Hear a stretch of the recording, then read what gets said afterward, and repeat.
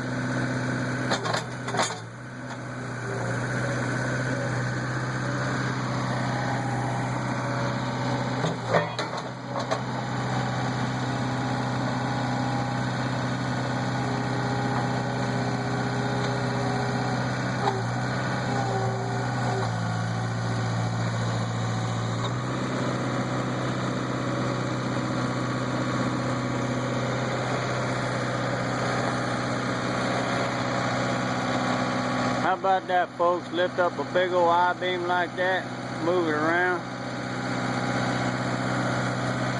Wouldn't you like to have one of them on your skid steer?